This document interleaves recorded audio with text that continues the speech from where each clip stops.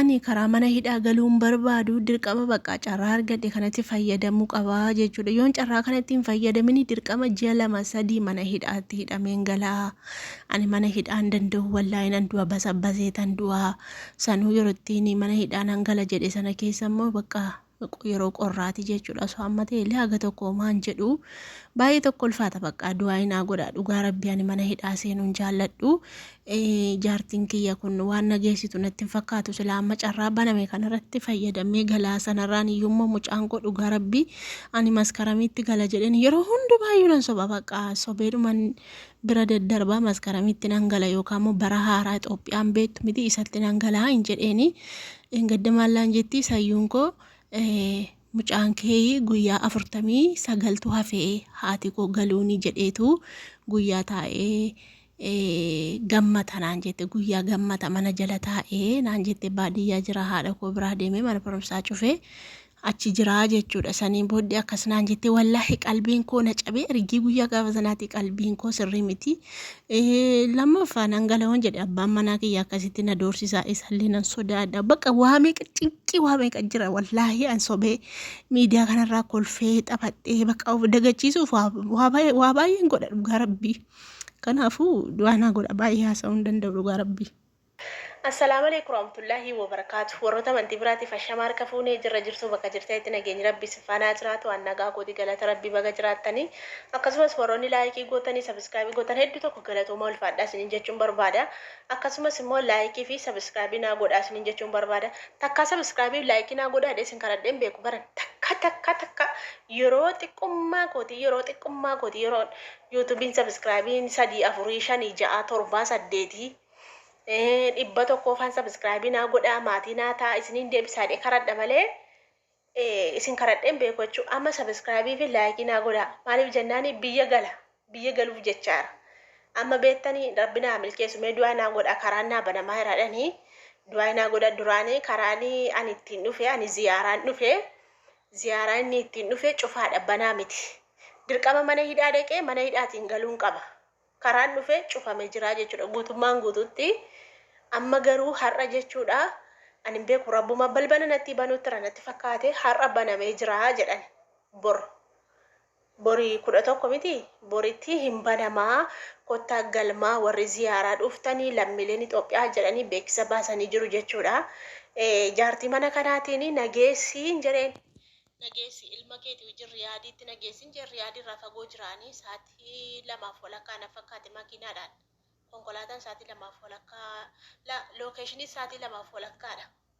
Garuu makiinaadhaan immoo sa'aatii 3-4 ta'anitti fakkaata. Baay'ee dhadhaabbachaa deema makiinaanii fagoodha. Nageessaa hin jedheen maal gochii dhadhaa nan paaspoortiin addisii godhadhaa hin jedheen paaspoortiin haareeffadhaa iqaama baafachuu barbaadeetii riyaadii nageessaa hin jedhe ani garuu galmaa'uun naqa. Saniin booddee lakki iqaama yoo ta'e nuti sii baasa malee sin geessu naan jette kunoo addana shakiraadha. Shakiraa jedhama bakki hin jiru.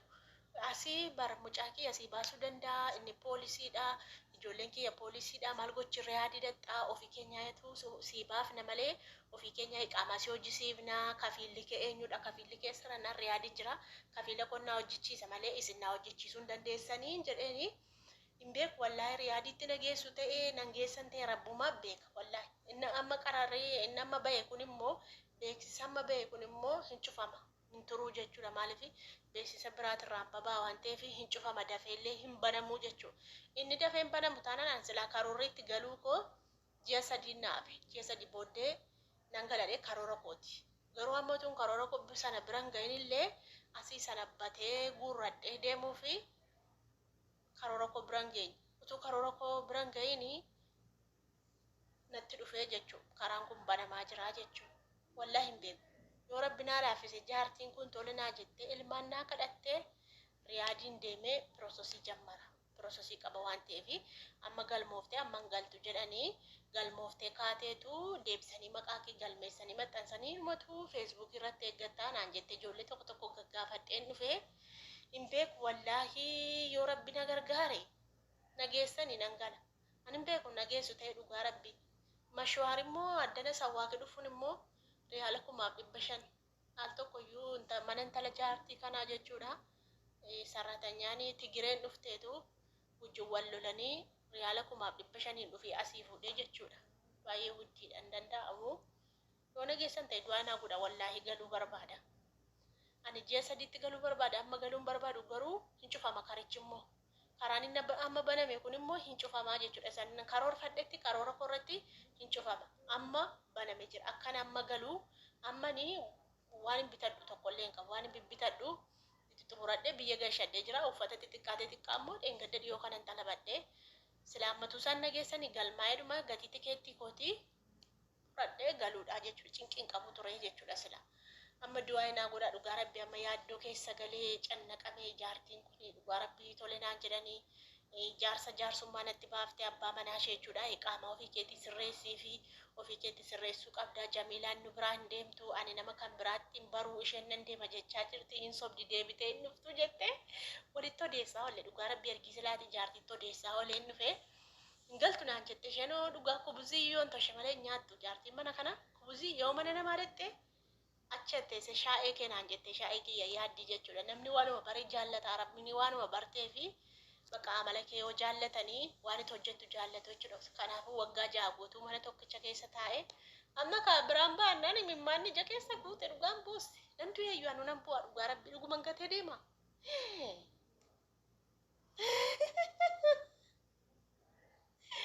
Jaartii mana kana dhiisee nan deema taanaan nan bu'a. Jaartii mana kanaa miti ijoollee dubaraa jaartiyyuu gatee nan deema taanaan nan bu'a dhugaa rabbii ani hin beekan.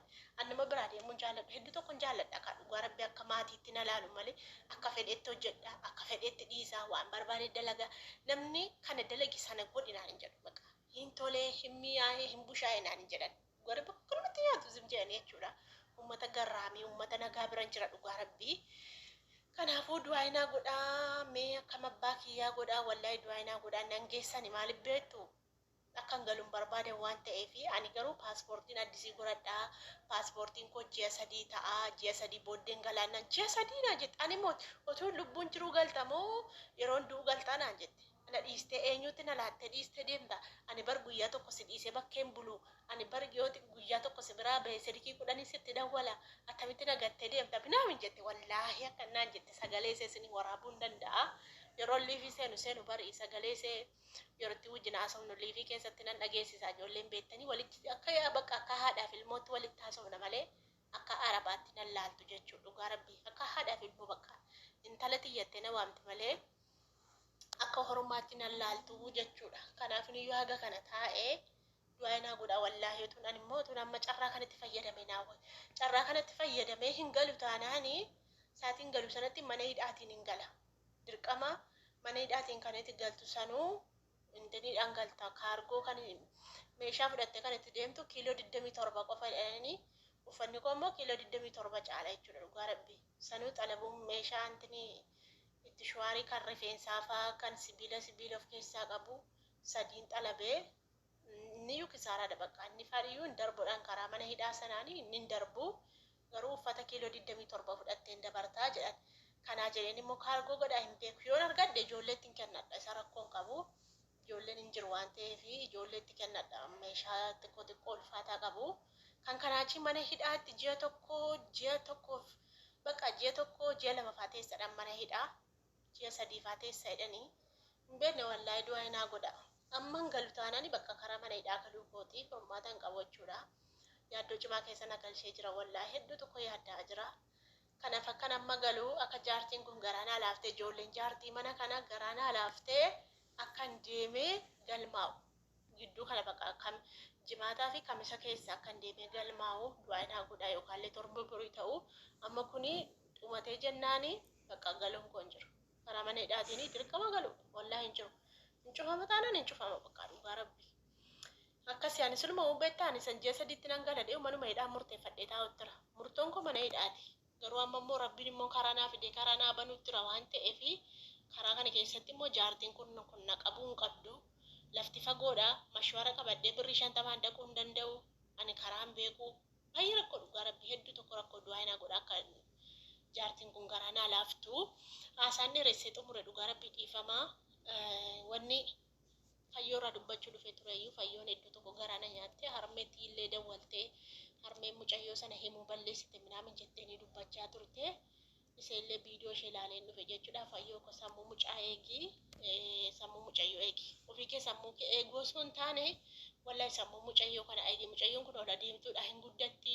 Wanti tamma jettuuni, wanti tamma itti dubbattu bor sammuu keessaan badu. Ijoollee wanti xiqqoo qabatti waan ta'eef booda si komachuu dandeessi waan ta'eef gaafa takka sitti haasoftu sitti aarti waan ta'eef adaraa kee mucayyoo sana biratti naasa'in. Abbaa kakuu wajjin illee wal lolte mucayyoo sana biratti waliin lolinaa.